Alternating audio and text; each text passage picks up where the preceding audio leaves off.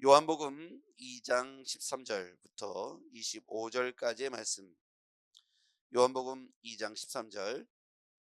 유대인의 유월절이 가까운지라 예수께서 예루살렘으로 올라가셨더니 성전 안에서 소와 양과 비둘기 파는 사람들과 돈 바꾸는 사람들이 앉아 있는 것을 보시고 노끈으로 채찍을 만드사 양이나 소를 다 성전에서 내쫓으시고 돈 바꾸는 사람들의 돈을 쏟으시며 상을 엎으시고 비둘기 파는 사람들에게 이르시되 이것을 여기서 가져가라. 내 아버지의 집으로 장사하는 집을 만들지 말라 하시니 제자들이 성경 말씀에 주의 전을 사모하는 열심히 나를 삼키리라는 것을 기억하더라.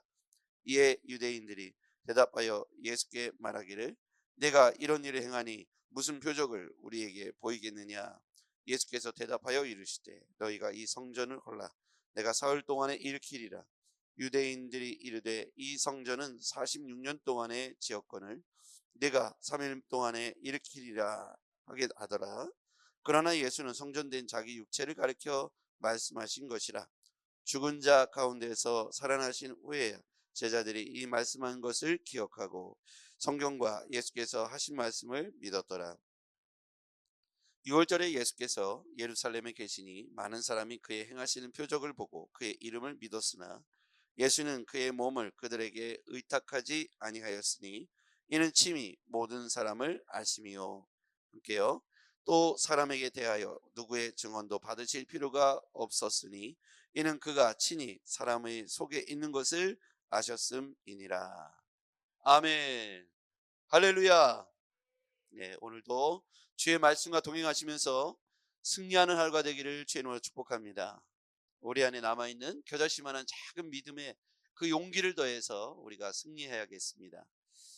자, 오늘 예수님께서 유월절이 가까워서 예루살렘 성전으로 유월절을 맞이해서 성전으로 올라갔습니다. 그런데 유대인들의 유월절은 굉장히 중요한 날이죠.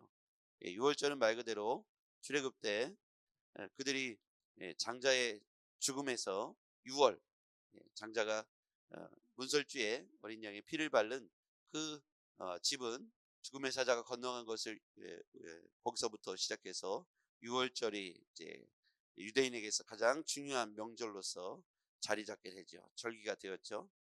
그런데 이 유월절이 하나님을 기억하고 성전에 올라가서 성전의 기능을 다해야 되는데 성전의 기능이 유월절의 기능이 완전히 다른 것으로 주객이 전도된 모습을 보게 돼요.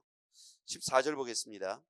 성전 안에서 소와 양과 비둘기 파는 사람들과 돈 바꾸는 사람들이 앉아 있는 것을 보시고 노끈으로 채찍을 만드사 양이나 소를 다 성전에서 내쫓으시고 돈 바꾸는 사람들의 돈을 쏟으시며 상을 엎으시고 굉장히 과격하고 급진적으로 예수님께서 행동을 하시죠. 어떻게 보면 당시 관행시 되어 있던 일이죠. 성전 안에서 사람들이 장사를 하는 것이죠. 성전 안에서 소와 양과 비둘기 파는 사람들. 이곳은 어디냐면 이방인의 뜰이라고 하는 그 성전의 그 지역이 있는데요. 이방인의 뜰 거기에서 멀리서부터 사람들이 이 유월절을 지키기 위해서 오면 그 속에서 정결한 짐승을 살 수 있도록 이방인의 뜰에서 이렇게 소, 양, 비둘기를 팔았던 것이죠. 흠없는 정결한 짐승을 구하기가 쉽지 않으니까 이때 와서 편리하게 그 앞에서 구입을 해가지고 유월절 제사를 지낼 수 있도록 그렇게 관행적으로 허용된 그런 모습이었어요. 또 환전, 돈 바꾸는 사람들이 앉아 있다고 했죠. 환전을 했던 것은 가해사의 형상이 새겨진 돈을 성전에서 거래할 수 없었기 때문에 환전을 해야 했습니다. 그래서 이것이 일정한 수수료를 받고 환전해 주는 것이 오래된 관행이었죠. 편리함을 주는 거죠. 우리로 말하면 이렇게 돈을 좀 봐줄 수 있는 현금 인출기 장사를 누군가 하고 있는 것처럼 보여집니다. 그런데 저는 여기에서 이 본문을 읽으면서 15절에 노끈으로 채찍을 만드사 양이나 소를 다 성전에서 내쫓으시고 거기 한번 동그라미 쳐보시죠. 내쫓으시고 거기 그 다음에 돈을 쏟으시며 상을 엎으시고 내쫓으시고 쏟으시고 엎으시고 굉장히 과격한 혁명처럼 보여집니다. 그러면서 예수님께서 하신 말씀이 내 아버지의 집으로 장사하는 집을 만들지 말라. 내 아버지의 집이라고 표현하죠. 자, 이것을 보면 주의 전을 사모했던 예수님이 거룩한 분노와 열심을 드러내신 장면이죠. 내쫓으시고 쏟으시고 엎으시고 이 단어들은 내 아버지의 집이라고 표현했던 예수님이 주의 전을 사모하는 이가 갖는 거룩한 열심이고 분노였다. 죄를 미워하고 불의를 몰아내야 된다는 생각에 그가 하셨던 굉장히 과격한 행동이죠. 이미 그들은 성전의 기능을 잃어버렸어요. 성전이 뭐 하는 곳인가? 성전은 있을 때 하나님의 영이 임재하시는 장소가 아니라 돈을 거래하고 물건을 파는 편리를 쫓아 허용된 관행들이 성전의 기능을 마치 빛이 아니라 어둠으로 가려버린 것과 같은 그런 기능을 담당하고 있다는 것이죠. 그래서 우리는 이 본문을 보면서 우리가 생각하고 있는 편리함, 관행, 또 허용된 어떤 일들이 하나님의 성전 그리고 그리스도인 신자로서의 삶에 부합되는 삶인지 아니면 정면으로 그것을 반대하는 것인지 우리는 그 본질적 기능을 잘 생각해 볼 필요가 있겠습니다. 우리가 하고 있는 어떤 것들이 하나님 편에서 옳은지 아닌지 혹시라도 우리의 편리함을 위해서 관행적으로 허용된 것은 없는지 우리가 한번 살펴보고 생각해 볼 필요가 있다는 것입니다. 성전을 장사하는 집으로 만들지 말라. 예수님께서 그 성전의 본래의 기능, 예배하고 하나님 앞에 경건, 거룩함을 회복하고 드릴 수 있고 하나님의 임재가 일어나는 이 성전의 본래의 기능을 회복할 것을 말씀하고 있는 것이죠. 자, 그 다음에 보면요. 17절 제자들이 성경 말씀에 주의 전을 사모하는 열심히 나를 삼키리라 한 것을 기억하더라. 제자들은 예수님의 이와 같은 혁명적인 행동을 보면서 성경 말씀을 기억합니다. 성경 말씀에 주의 전을 사모하는 열심히 나를 삼키리라 한 것을 기억했다. 여러분, 우리가 말씀이 기준이 되고 말씀이 행동의 방향을 결정해 주는 중요한 것이 말씀이라 한다면 우리는 말씀에 집중하고 말씀을 좀 더 가까이 하고 말씀을 암송하는 그 일에 열심을 내야겠습니다. 우리가 세상의 세파의 죄의 흐름에 인본주의, 세속주의에 편승되지 않으려면 우리 안에 분명한 기준이 있어야 합니다. 그 기준은 하나님의 말씀이어야죠. 하나님 말씀을 평소에 읽고 암송하고 묵상하는 것이 중요합니다. 많이 읽는 것도 좋은데 성경이 워낙 방대한 책이기 때문에 읽음으로써 명확하게 그 뜻을 해석하고 기억하기가 쉽지 않습니다. 그래서 중요한 본문들을 암송하는 것이 굉장히 중요합니다. 그래서 오늘 우리가 도전 바이블을 이렇게 시작하는데요. 우리가 말씀을 암송하는 분명한 이유는 우리 안에 세상을 살아가는 기준을 삼고 죄를 분별하며 우리가 살아가야 할 방향성을 설정하는데 하나님 말씀이 중요한 역할을 하기 때문입니다. 그래서 우리는 전 세대가 아울러서 말씀을 암송해야겠습니다. 하나님 말씀이 우리 입에 붙여졌으면 좋겠고 우리 귀에 들려졌으면 좋겠고 우리 마음에 새겨졌으면 좋겠습니다. 그래서 어떤 것이 우리에게 늘 결정해야 될 일들에 놓이잖아요. 뭔가를 결정해야 되잖아요. 내가 이렇게 할까 저렇게 할까, 내가 이것을 할까 말까, 하나님의 뜻이 무엇일까 우린 굉장히 궁금하잖아요. 그래서 과거에는 예언 은사를 받은 분들에게 찾아가서 하나님이 나에게 원하시는 게 뭘까요? 이 사람하고 결혼하는 게 하나님의 뜻일까요? 아닐까요? 제가 이 사업을 하는 게 하나님의 뜻일까요? 아닐까요? 우린 굉장히 그런 거 궁금해하고 그랬던 것 같습니다. 그런데 우리에게 이미 하나님이 계시의 말씀을 다 주셨습니다. 이 계시의 말씀을 우리가 가볍게 여기지 말고 그것을 통해서 우리의 삶에 새기고 내가 무엇을 결정할 때 말씀 앞에서 결정하길 바랍니다. 말씀을 떠나 내 생각, 내 경험, 사람들이 하는 말을 듣고 결정을 하면 실수하고 후회할 확률이 아주 높습니다. 그런데 우리가 기도하고 말씀 앞에서 결정을 하면 그것이 분명한 하나님의 뜻임을 우리가 발견할 수 있습니다. 성령께서 우리에게 조명하시기 때문이죠.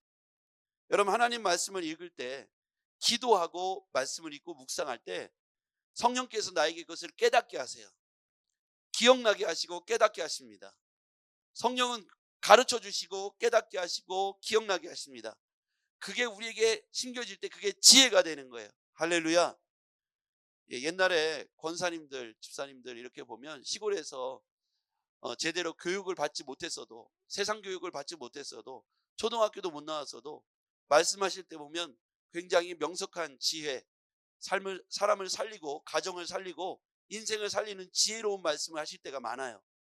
그건 왜 그렇습니까? 그들이 세상에서 지식으로 받을 수 없는 지혜를 성령으로부터 받았기 때문입니다. 지혜롭게 말하는 건 어떻게 되냐면, 말씀을 많이 알고 있으면 성경 속에는 그 모든 삶의 경험과 과정과 모든 인생사가 녹아 있다는 거예요. 거기에서부터 지혜를 얻어서, 그게 기준이 된 사람은 누군가와 대화를 하고 어떤 결정을 할 때 그것이 기준이 된 사람은 지혜로운 결정을 할 수 있다는 것이죠. 근데 우리는 뭔가 화가 나서, 뭔가 이렇게 의욕이 넘쳐서, 뭔가에 눈에 꽂혀가지고 귀에 들린 말에 실수할 때가 많죠. 사기는 그럴 때 당하는 거예요. 그렇지 않나요?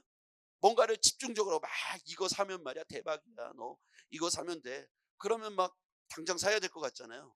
그럼 탐욕이 나에게 중심에 자리 잡히면 모든 생각이, 지혜가 다 떠나가고 탐욕만이 남게 되잖아요. 금방 부자가 될 것 같고, 금방 대박이 날 것 같고, 너만 알려주는 거야, 당장 사야 돼. 그러면 안 사면 막 안 될 것 같으니까 올빵을 하죠. 그러면 망하게 되죠. 여러분, 참된 지혜는 기도하고 말씀 앞에서 결정하는 겁니다. 그것은 지식으로 되는 게 아니라 성령의 조명하심을 따라 그 말씀이 나에게 깨달아지고 믿어질 때 방향이 결정되고, 진로가 결정되고 상황이 결정되는 거예요. 할렐루야. 화가 난 상태에서 하는 결정은 대부분 실수하거나 후회롭게 만듭니다. 여러분 이제까지 생각해 보세요. 에이, 화가 나서 오늘 학교 때려치울래. 에이, 화가 나서 직장 때려치울래. 에이, 화가 나서 이 사람 안 볼래. 이런 결정들은 나중에 가면 후회가 될 때가 있어요. 어떻게 후회합니까? 좀 더 참을 걸. 그때 내가 경솔했어. 그때 내가 한 번 더 기도해 볼 걸. 왜 기도 안 합니까? 왜 말씀을 안 보죠 그때? 하나님이 뭐라 할지 다 아니까. 여러분 그렇지 않나요? 하나님이 참으라 할 걸 뻔히 아니까 기도 안 하는 거예요. 아, 이거 막 참을 일이 아니야. 지금 내가 당해가지고 막 천불이 났어요. 근데 이게 기도하고 말씀을 보면 하나님 뭐라 할지 다 알아. 참아라, 용서해라, 사랑해라, 오른밤 맞았냐, 왼밤 돌려대라, 이럴 걸 뻔히 아니까, 이 말씀이 생각날 걸 아니까 기도하면 안 되는 거예요. 이게 하면은 하나님이 야 그렇게 참아라 또 이렇게 할 거 아니까 기도 안 하고 화가 난 대로 오늘 당장 결정을 하는 거예요. 전화해갖고 한번 해붙이고 속을 확 뒤집어 놓고 속에 없는 말까지 다 해버려가지고 맛 좀 봐라 해서 다 쏟아내는 거죠. 내 속에 있는 이 똥물을 다 쏟아내고 나니까 내가 편하네. 근데 뒤돌아서니까 후회되기 시작해. 기도하니까 후회되기 시작해. 우린 보통 이래 돼요. 그렇죠? 그래서 그 순간에 참고 기도하고 내 모든 지금 드러난 이 모든 흙탕물이 잔잔해질 때까지, 그러면 내 마음에 명확한 게 보일 거 아니에요. 지금 이게 내 욕심인지 탐욕인지 분노의 감정은 어디서부터 왔는지, 그게 흙탕물이 어디서부터 시작됐는지가 이제 시간이 지나면, 며칠 지나면 이게 싹 가라앉고 나면 그 실체가 명확히 보여요. 그때 내가 욕심이었는지 내 탐욕이었는지 내 수치심이었는지가 드러나면 그때 하나님 말씀 앞에서 암송한 말씀으로 끄집어서 기도하잖아요. 그건 명확해져요. 그러면 실수를 면할 수 있고 올바른 판단을 할 수가 있는 것이죠. 아, 저게 너무 좋아 보여. 그래서 우리는 뭐라고 기도해요? 하나님 저거 주세요. 저게 너무 좋아 보여. 하나님 저거 주세요. 그럼 내 뜻인지 하나님 뜻인지 우리는 모르잖아요. 그렇지 않나요? 과거에 이런 경우 많아요. 저 남자가 너무 잘생겼어. 하나님, 저 남자하고 결혼하는 게 하나님 뜻이죠. 이렇게 선언한 자매를 제가 본 적이 있어요. 그건 네 뜻이지, 그죠? 그럼 하나님 뜻이었으면 그 사람하고 결혼해 살았어야 되잖아요. 결혼 못 했잖아요, 그죠? 그러니까 무슨 얘기입니까? 우리 마음속에 진짜 실체를 내가 속고 있는 거죠. 그러려면 어떻게 돼요? 말씀을 암송하고 기도하면서 결정하면 실수를 줄여요. 근데 오늘 드는 생각, 들려지는 말, 보여지는 것은 허상입니다. 그게 실체가 아니에요. 그걸 보고 결정하면 실수할 확률이 높습니다. 자, 예수님께서 무서운 말씀하셨어요. 19절. 예수께서 대답하여 이르시되 너희가 이 성전을 헐라 내가 사흘 동안에 일으키리라. 이건 무슨 얘기죠? 헐라는 건 누가 오는 거예요? 유대인들이 오는 거예요. 사흘 동안 일으키는 건 누구예요? 예수죠. 이게 무슨 얘기입니까? 헐라는 건 십자가의 죽음을 말하고 일으키리라는 부활을 말해요. 우리에게 무슨 표적을 보이겠느냐? 그랬더니 너희가 이 성전을 헐라 내가 사흘 동안에 일으키리라. 근데 이 사람들 못 알아들었죠.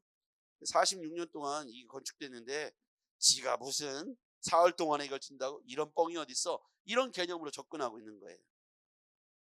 육체의 죽음과 부활을 통해서 예수가 누구이신지 전능하신 하나님임을 증명하겠다고 말씀하고 있습니다. 성육신하신 빛으로 오신 그분이 누구이시냐? 예수. 그 예수가 누구이시냐? 전능하신 하나님이시다. 사흘 동안에 육체의 죽음을 이기시고 부활하실 것을 말씀하시는 거죠. 제자들은 이제서야 그 표적을 보고 믿게 되었다. 오늘 여러분 이 말씀을 잘 기억하시고 승리하는 하루가 되길 주의 이름으로 축복합니다. 기도하겠습니다. 전능하신 아버지 하나님 감사합니다. 하나님, 오늘 우리가 주의 말씀을 볼 때 우리 마음속에 도사리고 있는 다른 마음, 말씀이 기준이 된 것이 아니라 분노의 감정, 혹시라도 또는 탐욕의 마음, 욕심, 아버지 하나님, 이런 마음들이 우리 안에 실체가 아닌지 생각해 보게 됩니다. 하나님 아버지, 오늘 예수님께서 성전에 대하여 분노의 감정을 드러내시고 노끈을 만드셔서 장사하는 모든 사람을 내쫓으셨습니다. 성전의 기능을 잃어버리고 하나님 범죄한 성전으로서의 마음이 아니라 한몫 대목 보겠다는 그들의 장사치들의 속마음을 보시고 그들을 내쫓으셨습니다. 하나님, 우리가 우리 마음속에 본질을 회복하게 하시고 신앙의 본질을 회복하게 하시며 믿음 안에서 참된 결정을 하고 참된 하나님 앞에 나아갈 수 있도록 도와주시옵소서. 예수님의 이름으로 기도하옵나이다. 아멘.